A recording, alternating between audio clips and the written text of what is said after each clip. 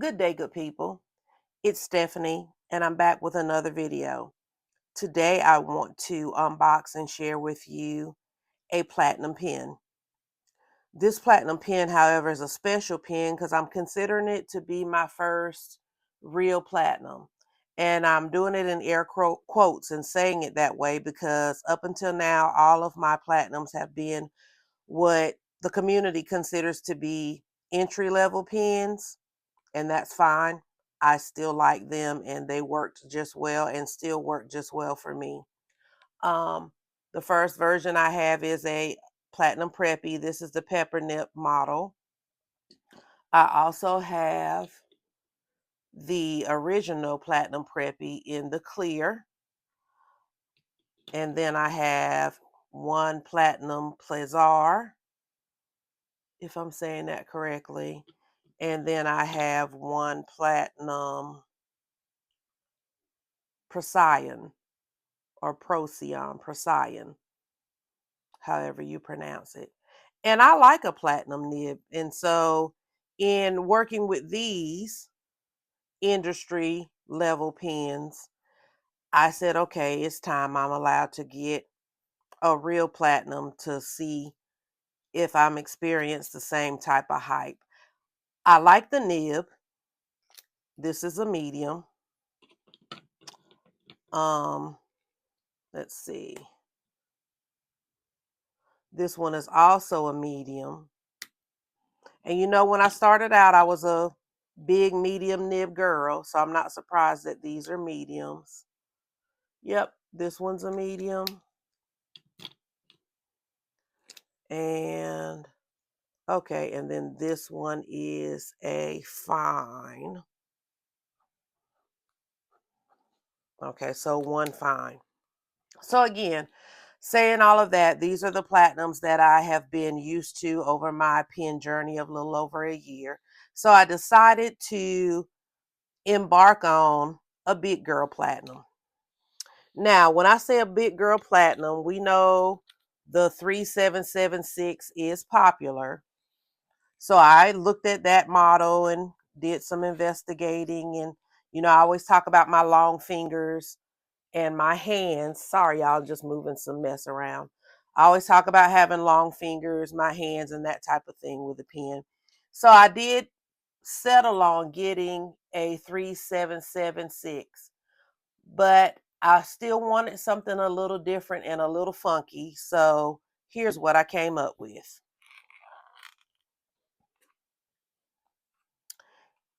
Here's my fountain pen warranty card. And then here is the pen. This is a platinum 3776, but it's got a long name, and it's basically considered the Kasumi model. And I hope the light is doing it some justice because it is a beautiful green pen with a demonstrator demonstrator bottom so that you'll be able to see. Let me take my little tag off. And wish you could feel through the screen because this model has some well-crafted etching in the plastic. You can actually feel it. It's raised, but it's not uncomfortable or anything like that. But it's an etched design of a whole bunch of little circles. And then you have a green cap. We have a green grip section. This is a 14 karat gold nib. And believe it or not, y'all, I got it in a fine. I hope I don't live to regret it, but I got it in a fine, even though I just showed you all of those mediums. I didn't double check my stash. I didn't double check my notes because I do have a pen journal with information in here. I guess I just got so excited to see the pen. I got a very good deal on it and I just jumped at it and then kept searching until I found a fine when I found mediums right off the top. But I digress from my little story. I now have it in a fine. And again, hope that I don't live to regret it. I doubt it. But this is what the pen looks like. And for a special treat today, I'm actually going to ink up the pen with you guys today. And you know, I don't usually do that. Now, what I've already done is I've already picked out the two greens that I am debating on. And out of all these inks I own, I want to go with a very basic, if you will, green. And then I will add it to my October lineup. I don't know if this video will come out before or after my October currently inks because I filmed that already. But at any rate, I will add this pen and ink pairing to that lineup. So the first ink I want to look at is a Van Ness exclusive with Robert Oster. It is called Hemp. And I know, like I said, I want to go with a basic green. I just mean a non-shimmer, not big sheening or shading type green when I use the word basic. But yet it is still a beautiful green in my opinion. And again, this is called Hemp by Robert Oster, and it is exclusive to Van Ness. But this is what it looks like. I picked these two inks because they're very comparable to each other. I just think that this one, the Hemp, is a little bit lighter than the next one I'm debating on. So yeah, let's do this. Let's write Robert Oster Hemp. So when I'm looking back on this, I remember what it is. Now the second green that I'm trying to decide from is from Birmingham Pen Company. It is called Combined Harvester. It is a pretty non-shimmering, shading, flashing type ink as well.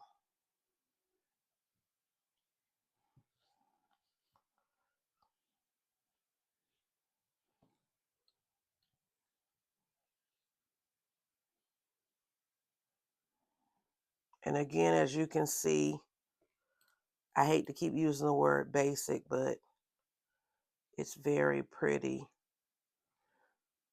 Kelly green as well. But in looking at it, I think it falls a little bit darker than Hemp, if you can see. I think it falls a little bit darker than Hemp, and I think that might be why I believe this is my winner. It's Birmingham Pen Company, wasn't it? And it was Combined Harvester.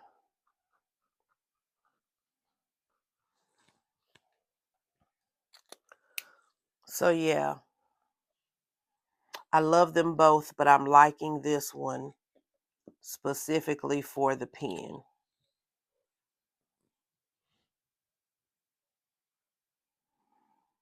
So yeah, I think that's the one we're going to ink up. Okay, let's move this to the side. Let me get my trusty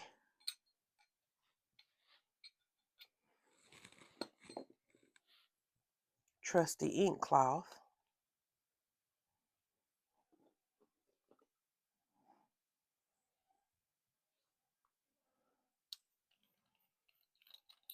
And let's ink her up and see what we get.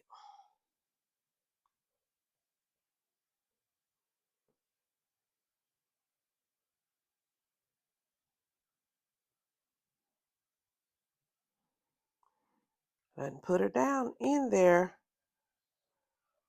good enough. Let me make that a learning point right quick in the video.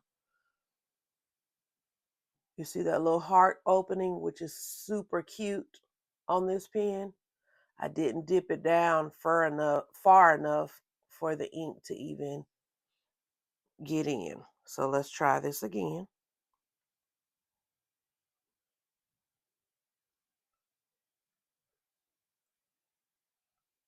There we go. Much better that time.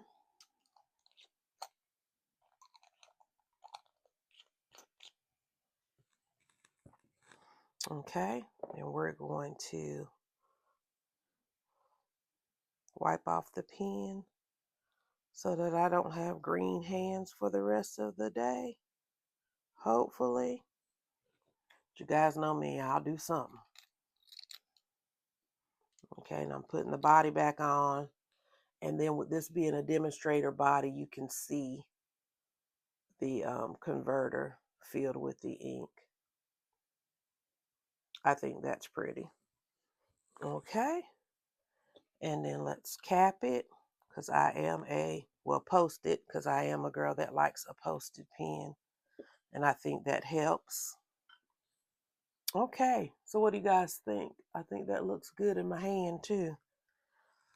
Okay, and what did I say this pen was? This pen is a platinum 3776. It's called the Kasumi.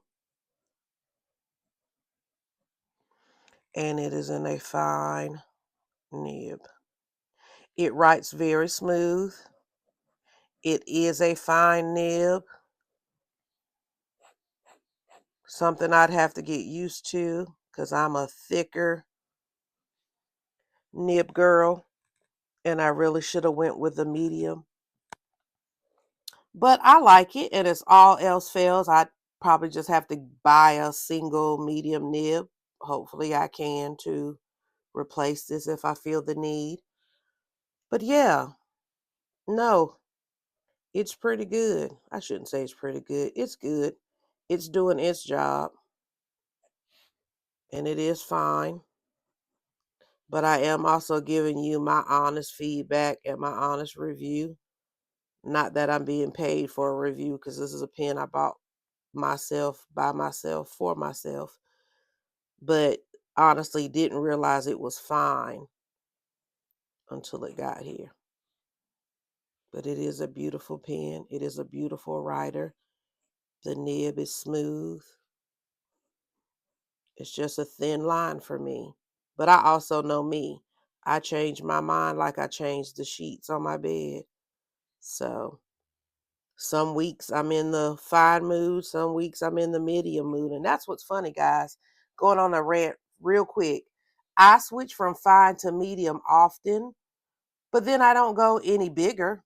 Like I don't jump to a broad. I don't jump to a stub. I just got my very first stub nib a couple of weeks ago. So all the pens in my collection are fines and mediums.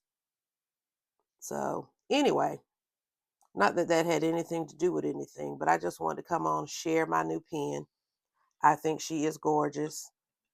I like the color that I put in it. And that is what I will use for October. All right. Well, leave a comment if you have one and like the video if you did. Please subscribe to my channel if you haven't already. And remember, I want you to love on your family. And until the next video, you guys take it easy, and I'll see you then. Bye-bye.